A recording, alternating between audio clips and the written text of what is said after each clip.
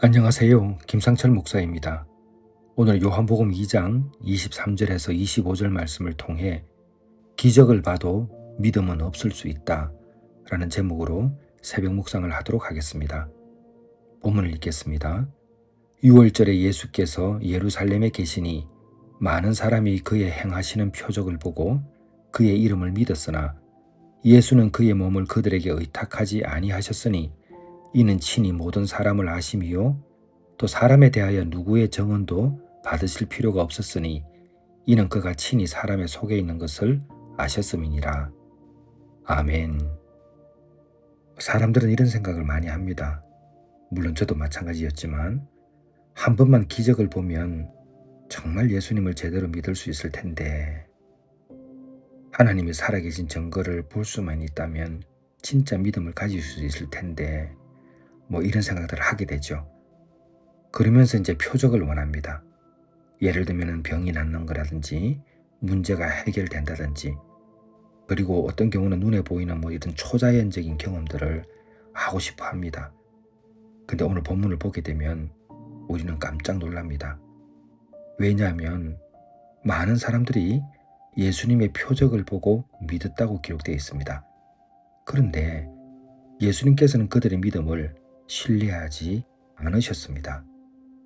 왜 그러셨을까?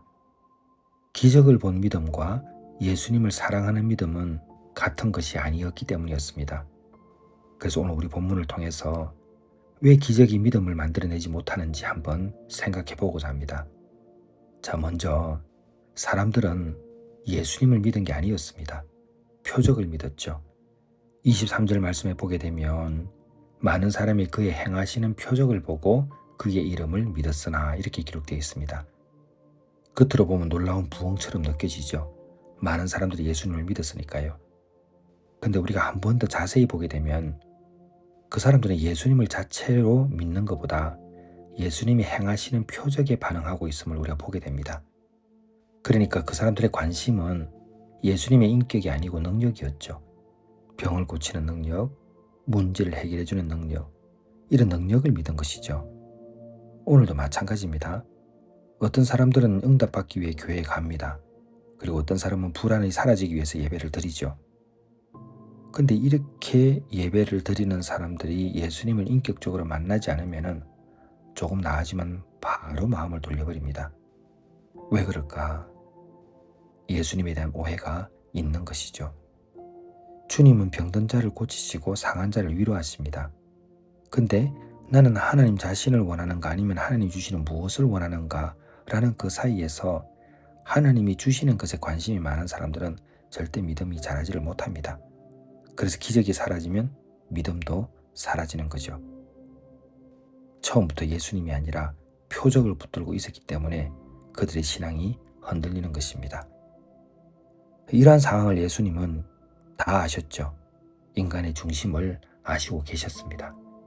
그래서 24절에 예수님께서는 자신의 몸을 그 사람들에게 의탁하지 않으셨습니다.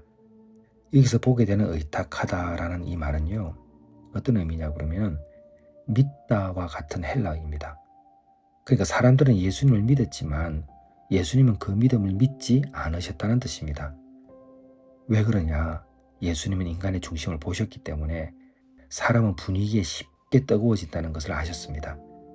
우리는 찬양 중에 눈물도 흘리고 기적 앞에서 충격도 받고, 그리고 많은 사람들의 감동적인 그 간증들을 들으면서 분명히 설레이고 마음이 흔들립니다.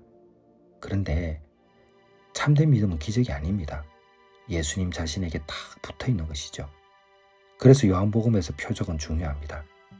그러나 그 표적은 목적이 아니죠. 표적은 예수님께로 인도하는 표지판 같은 것입니다. 많은 사람들은 표지판 앞에 서서 감탄만 하죠. 정작 예수님께는 가지 않습니다. 오병이어 기적 이후에 사람들은 예수님을 왕으로 만들려고 했습니다. 하지만 예수님이 십자가를 말씀하시자 다 떠나갔습니다. 왜 그럴까? 떡은 원했지만 십자가는 원하지 않았기 때문입니다. 그래서 우리도 조심해야 합니다. 은혜를 원하지만 순종을 싫어하는 내 마음을 들여다볼 줄 알아야 합니다. 참된 믿음은 기적이 끝난 뒤에도 남아있는 믿음입니다. 병이 낫지 않아도, 문제가 해결되지 않아도 응답이 늦어져도 주님 그래도 저는 주님을 사랑합니다. 이렇게 고백하는 믿음이 진짜 믿음입니다. 기적 때문에 예수님을 따르는 사람은 더 큰 문제가 오면 반드시 떠납니다.